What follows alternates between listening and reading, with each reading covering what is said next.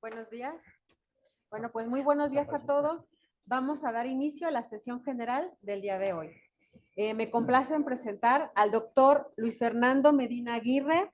Él es médico egresado de la Facultad de Ciencias Médicas y Biológicas, doctor Ignacio Chávez, de la Universidad Michoacana de San Nicolás de Hidalgo, y actualmente es residente del tercer año de la especialidad de anestesiología.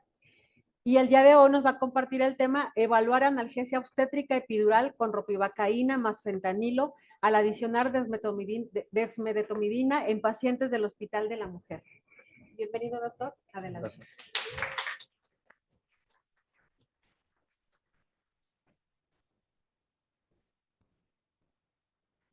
Hola, buenos días. Pues como dijo la doctora, mi nombre es Luis Fernando Medina Aguirre, soy residente de tercer año del servicio de anestesiología. Un poquito más. Y pues el día de hoy les vamos a platicar un poquito del protocolo de estudio que realicé aquí en el hospital, el cual se titula Evaluar analgesia obstétrica epidural con ropivacaína más fentanilo al adicionar dexmedetomidina en pacientes del Hospital de la Mujer, en el cual mi asesora, la doctora Diana Molina Sendejas, es la que estuvo participando junto conmigo. A manera de introducción, pues tenemos que la analgesia neuraxial es en la actualidad una de las técnicas más utilizadas en todas las partes del mundo para el manejo del dolor en pacientes con trabajo de parto. No es algo nuevo, es algo que ya se ha usado desde mucho tiempo antes. El primero en utilizarlo fue el doctor James John Simpson en 1847. Fue el que pionero en administrar anestesia en una paciente con trabajo de parto. Pues para este tipo de procedimientos existen diferentes fármacos, dando así muchas alternativas para el manejo del dolor durante este trabajo de parto.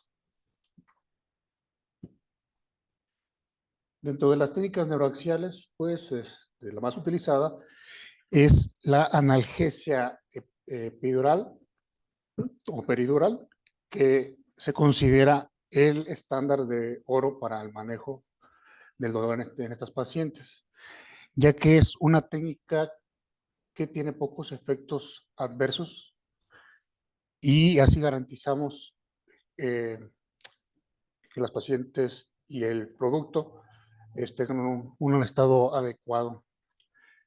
Pues vamos a hablar del dolor, que se define como un complejo subjetivo, compendio de experiencias desagradables, sensoriales, emocionales y perceptuales, que estas van asociadas con diversas respuestas autonómicas, psicológicas y de comportamiento, que estas se desencadenan siempre como respuesta a un estímulo nociceptivo generado por daño en los tejidos. El tipo de dolor que se genera en las pacientes durante el trabajo de parto se produce por estímulos de contracción uterina y la dilatación cervical, que las vías involucradas en estas es a nivel de T10 y L1. Una justificación de mi trabajo, pues es de que todas las mujeres en trabajo de parto tienen derecho a recibir un tratamiento analgésico y así evitar sufrimiento innecesario tanto para la madre como para el producto. El dolor que presentan las pacientes, pues se produce por contracción del músculo uterino y el paso del feto a través del canal de parto. Hay diferentes umbrales de dolor en las pacientes.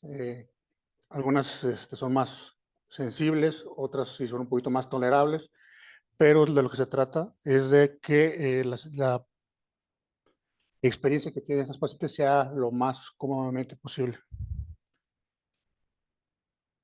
Uno de los principales efectos que produce el dolor en las pacientes es la hiperventilación, que esta se puede llegar a aumentar entre un 75 al 100%, y esto hace que desciendan las cifras del dióxido de carbono, causando vasoconstricción útero-placentaria que disminuye el aporte de oxígeno al feto. También tiene repercusiones a nivel cardiovascular. Hay un aumento del gasto cardíaco con un aumento del volumen sistólico. También hay elevación de mediadores químicos. Hay aumento del beta-endorfinas que también ayudan a modular el dolor, aumento de catecolaminas. Todos estos también influyen en el flujo placentario y esto al final pues lleva consecuencias en el producto. Hablando un poco de los antecedentes estadísticos a nivel del mundo, el Fondo de Población de las Naciones Unidas en 2004 a 2020 reportaron que el 82% de nacimientos fueron atendidos por personas sanitario calificado. Entonces hablamos de que debería ser un porcentaje que se incluyera el 100%. Todas las pacientes deberían de recibir atención médica. En México, de acuerdo a cifras del INEGI, se reportaron 1.912.178 nacimientos en el 2021. Aquí en nuestro estado, Michoacán, se registraron 60.223 nacimientos. De todos estos, aquí en el Hospital de la Mujer, de acuerdo a los reportes estadísticos que tenemos, se atendieron 2.930 partos en el 2021 y 1.707 de enero a septiembre del 2022, de los cuales únicamente aquí en nuestro hospital se brindaron 113 analgesias obstétricas en el 2020 y 83 en el 2021. Entonces estamos hablando de que deberíamos de cubrir, si no al 100%, pero un porcentaje alto de las pacientes que tienen su parto aquí en el hospital deberían de recibir analgesia obstétrica.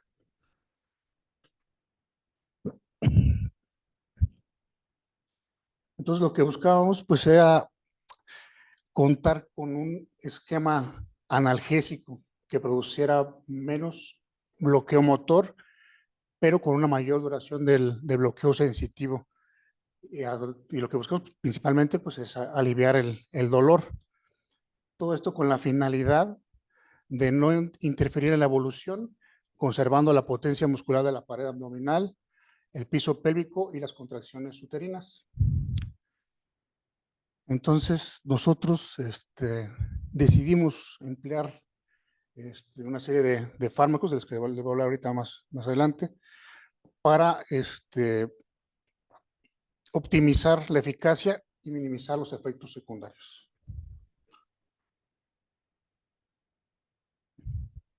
El dolor en el trabajo de parto lo podemos dividir en 3 etapas. La primera fase de la dilatación cervical del cuello uterino, la segunda la expulsión del feto y la tercera el alumbramiento o salida de la placenta y membranas.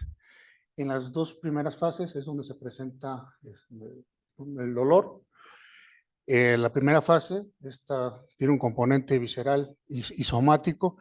El componente visceral es generado por las contracciones del útero y la compresión que se ejerce en la presentación fetal y por la isquemia que se produce en las fibras miometriales.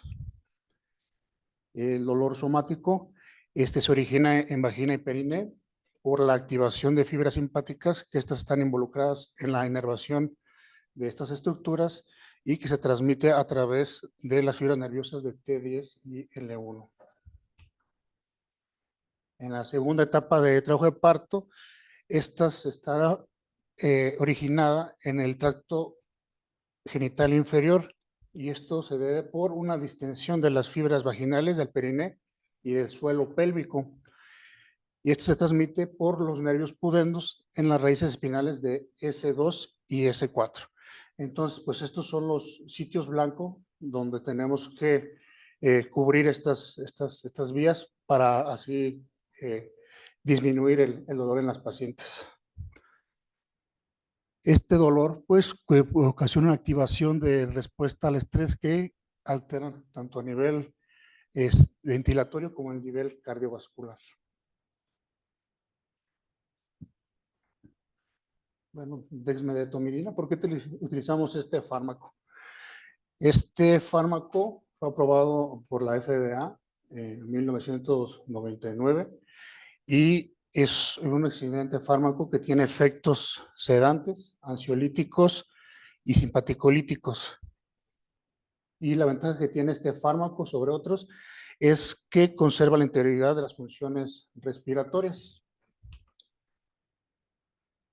El sitio, o el mecanismo de acción es de que produce una hiperpolarización de las interneuronas y causa una disminución de la liberación de sustancia P y glutamato a nivel central y a nivel de médula espinal.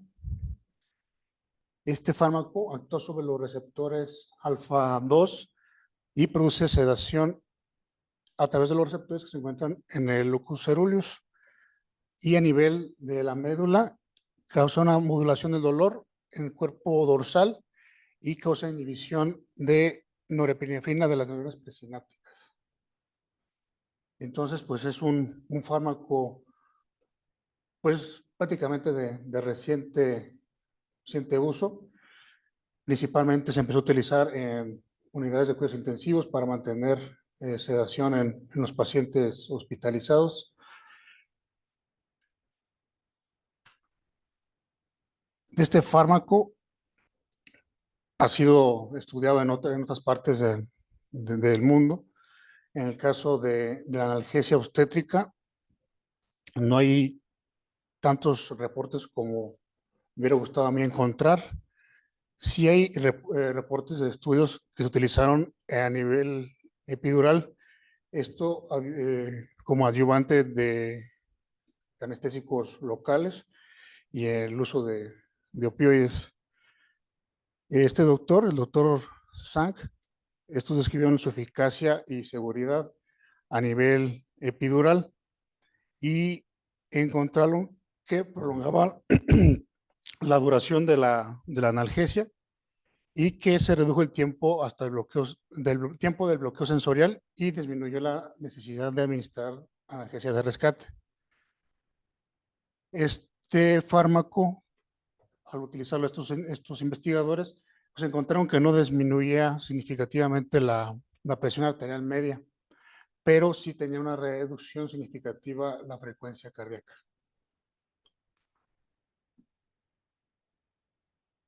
Otro de los usos, pues, es que la dexme tiene un efecto ahorrador de opioides. En 2017, el doctor Peng y colaboradores hicieron un metaanálisis donde se incluyeron más de 18 estudios, en el cual se participaron más de 1,284 pacientes, donde se asociaron los opioides con la dexme y se asociaron a una menor intensidad del dolor y presentaban también menos efectos adversos, tan como son náuseas y vómito. De tratamiento del problema, pues las mujeres sufren dolor de formas diferentes y tienen diferentes grados de tolerancia. Este dolor puede superar la capacidad de la mujer para afrontarlo, inclusive llegar a magnificarse, esto por el miedo y por la ansiedad. El sufrimiento durante el trabajo de parto puede dar lugar a partos disfuncionales, también tiene efectos a nivel psicológico, produciendo un retraso en la actividad secretoria y también retraso en la lactancia y repercusiones psiquiátricas como la depresión postparto. No existe como tal un método analgésico ideal para el manejo de dolor durante el trabajo de parto. Entonces, los métodos ideales son los que interfieran en el proceso, que no interfieran en el proceso del trabajo de parto, que mantengan al paciente consciente y obviamente que no afecten al producto.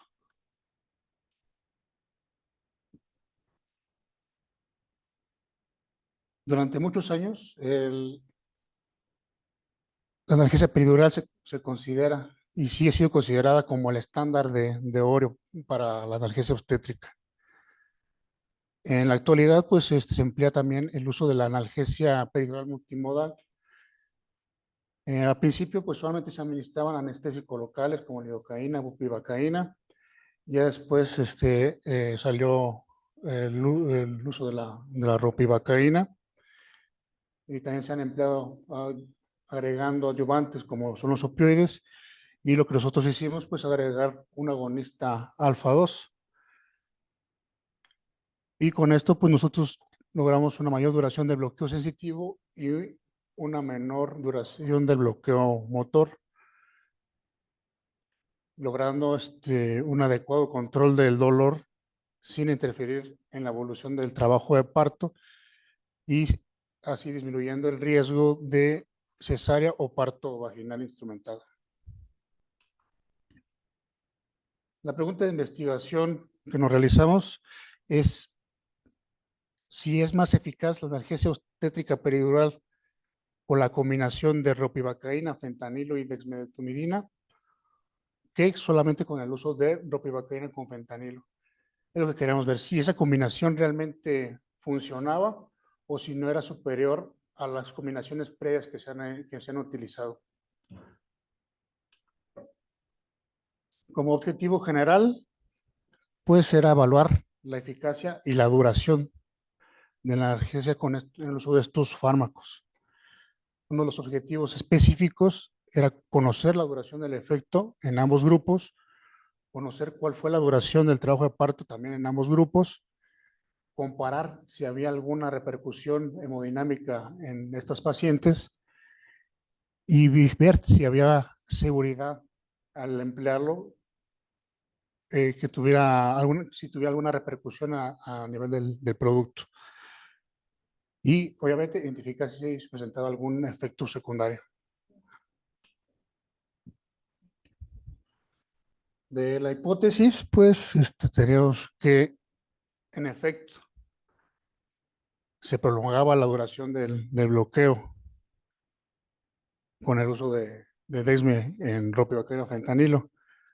Y la hipótesis nula era que no había diferencia en la duración de la analgesia en pacientes en trabajo de parto.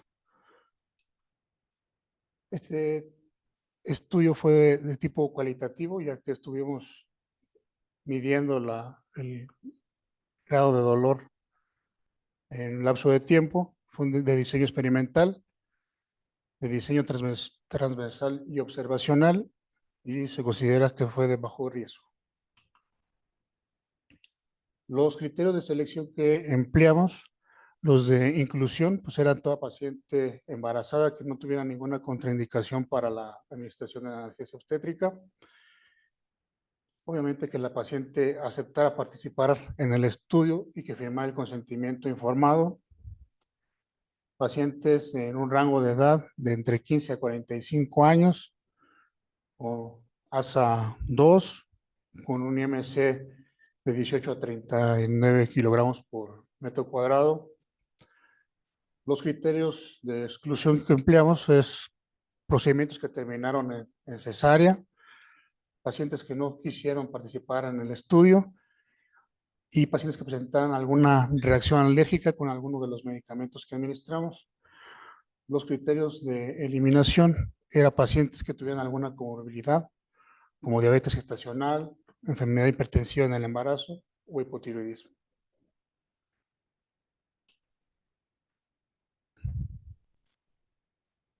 El estudio se realizó en 30 pacientes, de los cuales se dividieron en dos grupos de 15 pacientes respectivamente. En el grupo A administramos ropivacaína al 0.1% más 50 microgramos de fentanilo. En el grupo B se emplearon las mismas dosis de anestésico local y opioide, y aquí fue donde agregamos 20 microgramos de dexmedetomidina a las pacientes. Todas las pacientes les realizamos un monitoreo continuo no invasivo, donde los parámetros que estuvimos vigilando y valorando fue la frecuencia cardíaca, la presión arterial, la saturación de oxígeno, la intensidad del dolor mediante la escala visual análoga o EVA. Sí presentaban efectos secundarios como náuseas, prurito, vómito y también estudios vigilando el estado fetal por medio de la frecuencia cardíaca. Aquí mostramos la escala de EVA, la cual tiene varios componentes que son las caritas, los colores en los cuales está y una numeración. Y lo clasificamos en dolor leve, moderado e intenso. Entonces nosotros le pedimos a la paciente que ellos nos indicaran, le ponemos así una reglita y ellos nos decían qué tan intenso era el dolor en ese momento. En todas las pacientes las precargamos con solución Harman a razón de 6 mililitros por kilo. La técnica que empleamos fue la técnica de bloqueo peridural, en la cual colocamos a la paciente en decúbito lateral izquierdo. Se realizó asepsia y antisepsia de la región dorsolumbar y colocación de campos estériles. Infiltramos el área donde íbamos a realizar la punción con lidocaína simple al 2%. El nivel donde ponemos nuestro bloqueo era nivel L2, L3 y comprobamos que estuvimos en el espacio peridural a través de la técnica de pérdida de resistencia.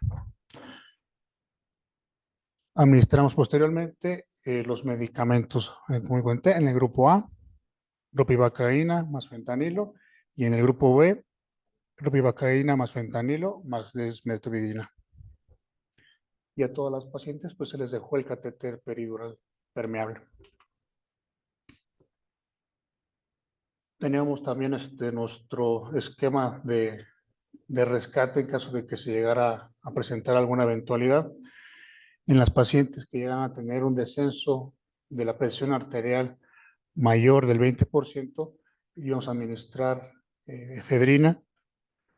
Si la paciente presentaba una bradicardia importante, íbamos a administrar atropina a razón de 10 microgramos por kilo de peso.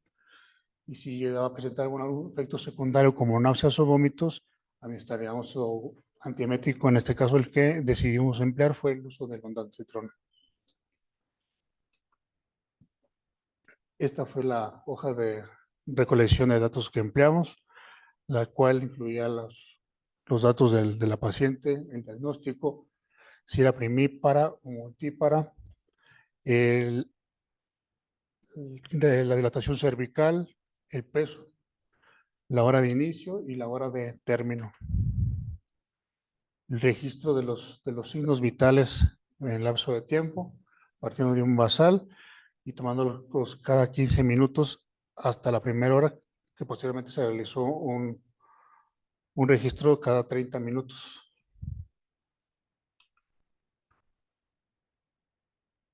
Recabamos información también proporcionada por el servicio de pediatría con la escala de Apgar al minuto y a los 5 minutos. Se reportó si hubo algún incidente o accidente o si presentaban efectos secundarios. Y obviamente si la paciente quedó contenta con analgesia, si estaría dispuesta a recibir o no en un siguiente parto.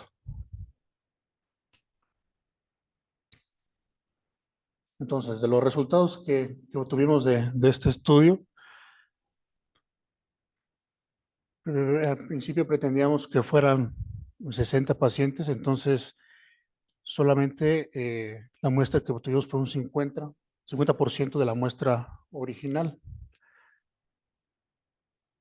Respecto a la evaluación hemodinámica, en las cifras tensionales ocurrió una disminución de la presión arterial media que se presentó principalmente en los primeros 15 minutos, siendo mayor, obviamente, en el grupo donde empleamos la Dexme, en el grupo B, que tuvieron una disminución de 13.64 milímetros de mercurio en promedio, partiendo de la presión arterial media inicial, y esta se mantuvo hasta los 45 minutos. De la frecuencia cardíaca, esta también ocurrió una disminución en los primeros 15 minutos de la instalación del bloqueo, pero presentaron una variabilidad menor al 20%, siendo también mayor en el grupo donde empleamos la dexmedetomidina. Esta disminución también se mantuvo durante los primeros 45 minutos. Respecto a la evaluación del dolor, las pacientes nos refirieron que presentaban un EVA de 10, o sea, el dolor máximo. Después de la administración del bloqueo, en el grupo A presentó un 8% presentó un EVA de 0, un 72% presentó un EVA de 1 y un 20% presentó EVA de 2.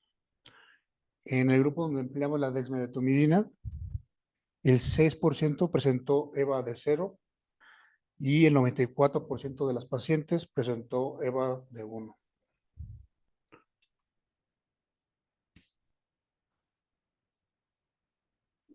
Respecto al tiempo de efectividad, esto nosotros lo pusimos con un EVA de 0 a 3, que es considerado como dolor leve. Los resultados que obtuvimos es que en el grupo a los 30 minutos, todavía el 100% de las pacientes estaba con dolor, sin dolor o con dolor leve. A los 90 minutos, solamente el 6% seguía conservando analgesia y a los 120 minutos se seguía manteniendo. En el grupo B, donde empleamos la dexmedetomidina, también a los 30 minutos, el 100% estaba con un EVA menor de 3. A los 90 minutos, el 31% seguía manteniendo esta analgesia y a los 120 minutos todavía alcanzaba un 13% de estar sin dolor. También cabe mencionar que en el grupo A, el 100% de las pacientes requirió administración de dosis de rescate, mientras que en el grupo B, el 33.3% presentó resolución del trabajo de parto antes de que se acabara el efecto analgésico con la dexme.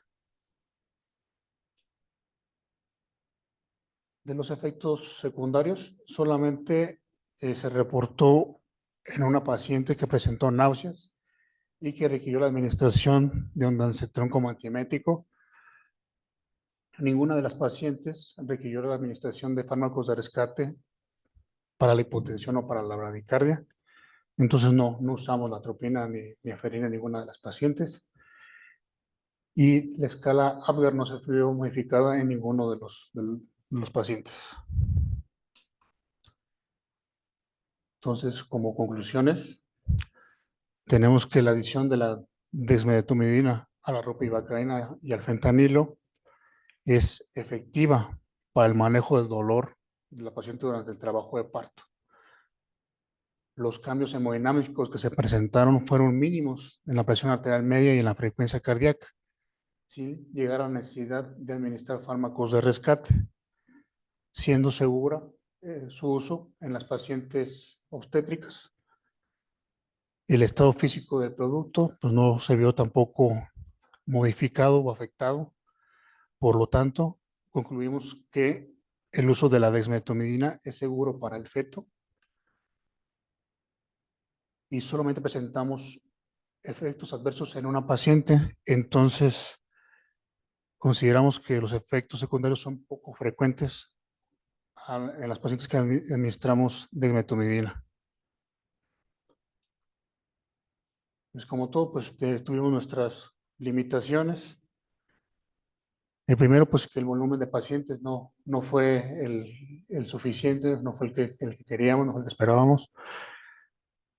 Y pues también otra parte importante que no tomamos en cuenta era que la conducción del trabajo de parto no siempre es la adecuada, ya que pues en algunas pacientes se les quitaba el dolor y pues también ya se perdía como esa vigilancia tan estrecha. entonces dejaron libre evolución. Y otras pacientes, pues sí, se conducían y por tanto también concluía más rápidamente el trabajo de parto. Muy bien, pues de mi parte sería todo. No sé si tengan alguna pregunta.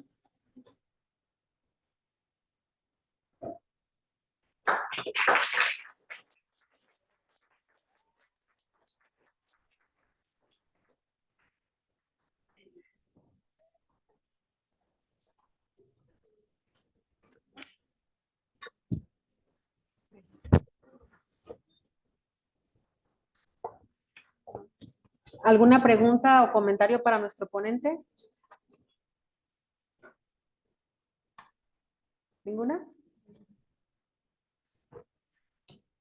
Yo sí tengo una pregunta, doctor. Se me hace muy interesante la información que proporcionan con los trabajos de investigación y ciertamente, como lo mencionas, dentro de las limitaciones, la muestra con la que se trabajó es reducida. Sin embargo, dentro de los criterios que mencionaste, ¿qué me puedes comentar respecto al rango de edad? ¿Cuál fue el más frecuente? En el APGAR, ¿cuál fue la que más predominó? ¿Qué características tenía? Más información, más datos que me pudieras mencionar. Pues casi todas las pacientes se encontraban entre los 18 hasta los 30 años. Fue como la mayor cantidad de pacientes que tuvimos. Esto no lo reportamos ahí, pero sí fueron la mayor cantidad de pacientes en esos rangos de edad. Respecto a la escala de APGAR, pues todos los reportes que tenemos son de 8 y 9, nunca menos de 8. Ok. Gracias. Pues repito, un tema muy interesante que valdría la pena darle continuidad a la investigación para ver resultados mayores, ver el impacto que tiene nuestra población y pues te agradezco, doctor, tu participación y te entrego la constancia por tu participación. Muchas gracias.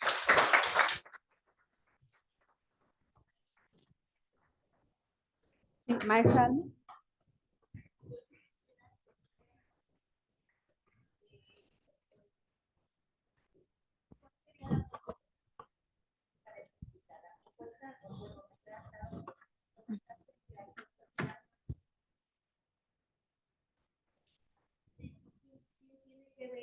¿Quiénes son los involucrados para que estas pacientes se les dé la analgesia? Pues como hospital somos un equipo multidisciplinario y no solamente tenemos en este caso los anestesiólogos en estos procedimientos de analgesia obstétrica, sino también están los ginecólogos, los de ginecología, de los cuales pues también nosotros nos vemos limitados o también ayudados. Si ellos proponen, ofrecen analgesias obstétricas, pues nosotros pondríamos más. También el apego que tuvieran con los pacientes en la vigilancia y conducción del trabajo de parto, pues también es muy importante. Y pues en esta parte nosotros no podemos intervenir, sino que son ellos los que intervienen. Y tenemos la infraestructura para enfrentar las analgesias. Se cuenta con los medicamentos, se cuenta con las agujas, con los catéteres. Sí contamos con los recursos para la administración de estos fármacos y de las analgesias. Ok, porque parte de estas investigaciones que ustedes realizan es para evidenciar lo que hacemos y lo que nos falta por hacer.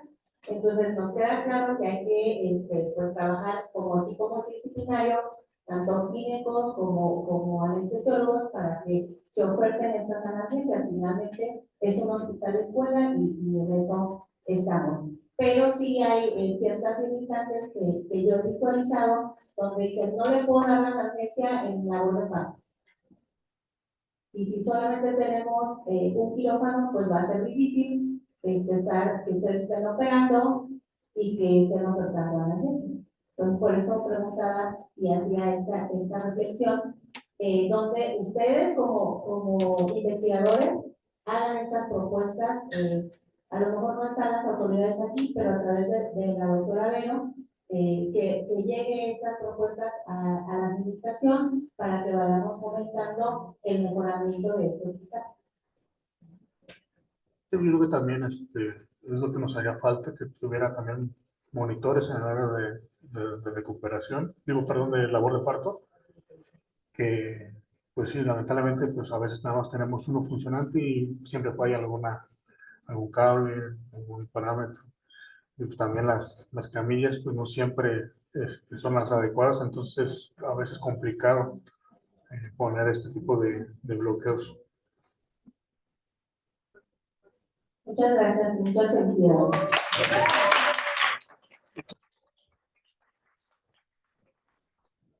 Gracias, doctor Luis Fernando. Bueno, los invitamos para la próxima sesión, el próximo jueves 5 de octubre. La siguiente ponencia va a ser a cargo de otra residente del tercer año de anestesiología, la doctora Georgina Peña Gutiérrez, con un tema muy interesante, es comprobar la analgesia posquirúrgica que otorga el bloqueo de PENG con ropivacaína al 5% en pacientes con fractura de cadera y fémur proximal. Muy interesante ponencia también, aquí los invitamos. Gracias y que tengan excelente día.